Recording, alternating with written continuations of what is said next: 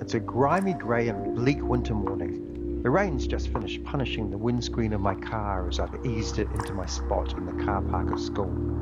It's nearly 7:30 a.m. and I'm in a crappy mood. The language in my head mirrors the weather outside. Everything I'm thinking is tinged with negative language. All of this language is colouring the feelings I'm having in hues of grey. Today's going to be a crappy day, I tell myself. I've told myself this as if it is a fact, an immovable and irrefutable fact. Of course, none of this is true. My day is only just starting and I have no idea at all what is in store for me. Yes, I have my ever-growing to-do list and my diary stacked full of meetings, but I sit there for a moment or so, watching the seconds blinking away at me on the car's dashboard clock. Some of the seconds seem to last longer than others.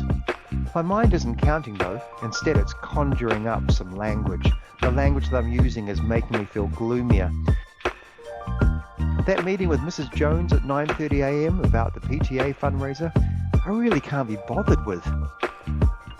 It's going to be like pulling hen's teeth as we go through each line of her agenda. And that full school assembly at 11:30 a.m. with that touring Highland dance troupe. No offence, but do I really need to sit there for half an hour looking as though I'm enjoying it? And that strategic plan I have to start writing. Even though I have all the information ready to go, can I really be bothered to start it today? I just feel so tired. Nothing on the face of it is out of the box difficult or tricky. Yet the language in my head, the words I choose to describe my current feelings, is leading me down a path that sounds just a little miserable. All of these thoughts are going through my head. The language that I choose to use to describe each event is etching my day in dark tones. Maybe that meeting with Mrs. Jones will be fun. There are a few things that I love doing at the PTA fundraiser, and so I think I'm going to make sure that they're added to the agenda. And that assembly? Well, there are kids at my school who love Highland dancing. I'll spend my time watching the glee and joy on their wee faces. It doesn't have to be this way. Like you, I can choose the language that I use to describe my feelings and emotions. I can choose my language to reframe my thoughts in a positive way. I'm not chained to the darker language in my head. And that strategic plan? Well, I've got everything I need to get started. Why not just block out 30 minutes to make a start and see how far I can get? I climb out of my car. To the east, the sun has found a break in the clouds and is poking through a ray or two of warmth. There's a tinge of colour in the sky that wasn't there a moment before. I stop and let some of the winter sun fall on my face. Things feel fresh but surprisingly warm.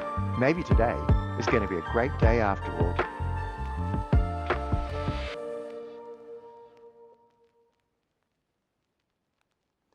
Hi everyone, it's my pleasure to bring you this leadership module. Today we're talking about how to master what you tell yourself. Yep, I'm talking mastering the art of positive talk. But I want to do it in a non-fluffy, non-cheesy sort of manner. The language that we use, whether it be the stuff that you tell yourself in your everyday inner self-talk, or the language that you use out in the open, goes an incredibly long way in describing the world around you. This then influences you in the way that you behave. Firstly, your brain is an incredible piece of kit. It is incredibly adaptable. Neuroplasticity allows it to reorganize itself by forming new neural connections throughout the life. This means you can learn new things and even recover from injuries by retraining your brain. The average person knows about 20 to 30,000 words, but actively uses only about 5,000 of them in daily conversations. The rest is stored for passive recognition. But your brain is quite influenced by repetition. This phenomenon is known as the illusion of truth effect. When you repeatedly hear or tell yourself something, your brain starts to perceive it as more credible or true, even if it's not based on fact. This is why affirmations and positive self-talk can be so powerful. They can help, reshape your self-perception and mindset. Your self-talk then has a big bearing on your ability to lead effectively. For example, positive self-talk can boost your self-confidence, making you more assertive and decisive. Constructive self-talk can help you manage stress and stay calm under pressure, and this can be contagious, helping your team stay composed and focused during, those high-stress situations. And honest self-talk encourages self-awareness and authenticity. Leaders who are true to themselves are often more relatable and trustworthy, fostering a positive and open team culture. Essentially, though, the language that we use daily, whether it's inside that head of ours or in the words that flow from our mouths for others to hear, is a veritable window into our soul. Yep, that sounds very dramatic. But the language we use is a dynamic tool that molds our identities, influences how we see ourselves, and shapes our interactions with the world. Ultimately, it also shapes how other people see us. A great place to start is to be curious about the language that we use. See if you can step back a little from the thoughts that you have, the stories that you tell yourself, and take a wee peek at the words that you're using. One of the ways of doing this is just through journaling your thoughts. Take a look at the words that naturally flow out of your pen or your keyboard or the tapping of your fingers on your mobile. Don't wordsmith anything to start with. Get a real sense instead of the language that you use, your real voice. It's quite a cathartic process. You'll be surprised as to the stories you're telling yourself. No doubt you'll face many challenges in your day-to-day life. When you do, play the voyeur and listen to the language that you use to describe the feelings and emotions that are flooding through you. Do the words that you use, that storyteller in your head, help the situation or make it even worse? What sort of patterns do you see over time? Are you over-the-top self-critical, thrashing yourself to within an inch of your life, or are you hopeful, helpful, and encouraging? During those times when you're feeling challenged and your stress Richter scale is hitting 100 or more, it's really useful to adopt a reset phase. Now, this is a very brief sentence to help hit the stop button on the language flow that's undoubtedly flowing through your mind. Try these. I've handled challenges before. I'm capable, resourceful, and adaptable. And my favorite, breathe, count to 10, reset, move forward. When I was a beginning teacher, I had a mentor who took me under her wing. Okay, so she didn't really take me under her wing. She was paid to look after me and quite possibly had to be coerced into doing it, but she never made me feel like I was a burden. Her words were always encouraging, and she'd spend time with me reframing any situation that I found myself in that were, overly challenging. No doubt you'll have similar memories of people who helped you. What advice did they give you? What language did they use? If you were them, what would you tell yourself?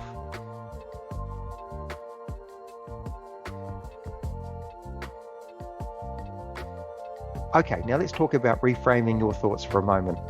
You can do this by proactively challenging the thoughts that you have.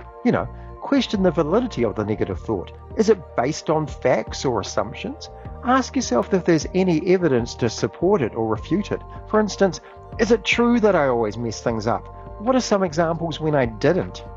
Think of a more balanced and positive way to view the situation. For example, instead of saying, I'm always messing things up, you might say, I sometimes make mistakes, but I also have had many successes and opportunities to learn. So let's help out a little by talking about affirmations. Let's begin with some identity-based affirmations. These are language-based thoughts that help you reframe your opinion about yourself in a more positive light. Writing these down can be a great idea. Your brain will actually read them and literally start believing them. I used to leave little post-it-like affirmations in my daughter's lunch boxes when they were young. They used to love it. Why not try this on yourself? Here are some personalized affirmations for you to try. If this all feels a little twee for you or maybe a little bit inauthentic, play around with them to reflect your own voice. Maybe there are some playful colloquialisms you can use to make them sound more like you. And since we're talking about building up a potpourri of positive affirmations to tell ourselves, let's also immerse ourselves in other modes of positivity. Find books that inspire you, listen to stuff that can be uplifting, and surround yourself with people who have a positive outlook on life. Negativity is contagious. For instance, studies have shown that negative opinions can cause significant attitude shifts, often more so than positive opinions. This is because negative information tends to be more impactful and memorable. Also, us humans have a natural tendency to give more weight to negative experiences and information. This bias means that negative events and emotions are often more influential and can dominate our thoughts and behaviors. So, by surrounding ourselves with the good stuff instead of the bad, it's a much better way to go. Okay, so we're just about finished. Let's look at some key takeaways. Be aware of your thoughts. Reframe the negative thoughts that you have. Use some key identity-based affirmations to give you a timely reminder. Surround yourself with positive stuff, lots of it. Go hunting for it. And remember, you didn't wake up to be mediocre. We've all got our own unique strengths and abilities. So don't spend too much time believing your own bad press. Get out there and write your own positive story.